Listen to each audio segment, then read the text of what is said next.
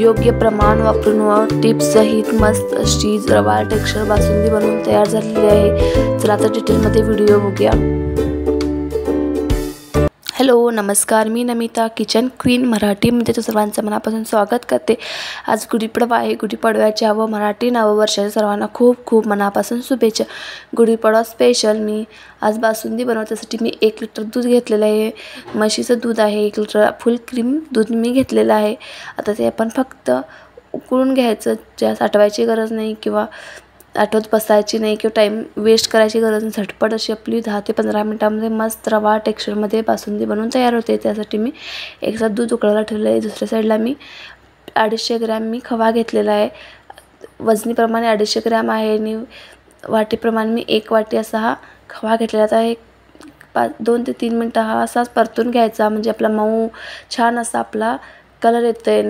तुम्ही जसा घाटा तरी चालेल, तर जर असं भाजून घातला की खूप छान टेस्ट आहे। त्याच्यामुळे 1 ते 2 ते 3 मिनिटं मी हा परतून घेते। मस्त असा परतून घ्यायचा, खूप छान असा आपली टेस्ट येते आपल्या बासुंदीला। त्यासाठी पण हा व्यवस्थित असा 1-2 ते 3 मिनिटं मी परतून घेते। आपला परतून झालेला आता मी गॅस बंद केलेला आहे आणि हा थंड होण्यासाठी थोडा वेळ ठेवलेला आहे। त्यानंतर आपलं दूध पण उकळलेलं आहे, बघू शकता त्याला मलाई सुटलेली आहे। मस्त अशी आपली मलाई सुटलेली आहे।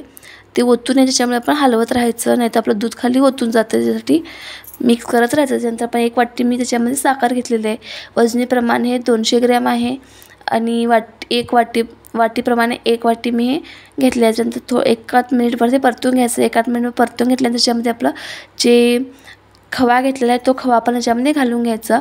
खवा थोडा थंड झाल्यानंतर आपण घालायचा, जास्त थंड झालेला नाही आहे, थोडाफार थंड झालेला आहे। तर तो पण मी घालून घेते आणि व्यवस्थित असं मिक्स करून घेते। पूर्ण असा घालून घ्यायचा। 1 लिटर दुधाला 250 ग्रॅम मी खवा घेतलेला आहे। तुम्ही कमी जास्त करू शकता, मी थोडा कमीच घेतलेला आहे। तुम्ही जास्त पण वाढवलं तरी काही हरकत नाही। मस्त असं आपण मिक्स करून घ्यायचं, हलवत राहायचं, नाही त्याच्या गाठ्या ज्या आहेत खव्याच्या त्या विरघळण्यासाठी व्यवस्थित असं हलवून घ्यायचं आणि ओतू जाऊ नये त्यासाठी आपण चमच्याने ते हलवतच राहायचं। नंतर तुम्ही कोणतेही ड्रायफ्रूट घालू शकता। मी 5 ते 6 काजू घेतले, ते घातलेले आहे। तुम्ही कोणता काजू, बदाम, पिस्ता कोणतेही घालू शकता। तर पण ते 5 मिनिटभर उकळून घ्यायचं खवा घातल्यानंतर।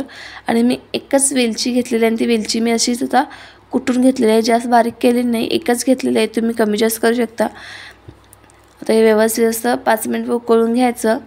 त्यानंतर आपलं मस्त अशी आपली रवा टेक्स्चरमध्ये बासुंदी बनवून तयार झालेली आहे। जशी थंड होईल तसं आपली घट होते, त्यामुळे मी आता थोडी पातळ असतानाच आपली ठेवलेली आहे। जास्त घट होईपर्यंत ठेवलं की नंतर खूप थंड झाल्यानंतर ती खूप घट होते, अशीच छान लागते। त्यामुळे मी अशी घेतलेली आहे। मस्त अशी आपली बनवून तयार आहे। झटपट अशी आपली बासुंदी बनवून तयार झालेली आहे। दूध आटवायची गरज नाही, काही नाही। 10 ते 15 मिनिटांमध्ये आपली मस्त अशी बासुंदी बनवून तयार झाली। तर तुम्हाला रेसिपी आवडली असेल तर लाईक करा, शेअर करा, चॅनल सबस्क्राईब करा। नेक्स्ट पुन्हा व्हिडिओमध्ये भेटूया, तोपर्यंत थँक्यू।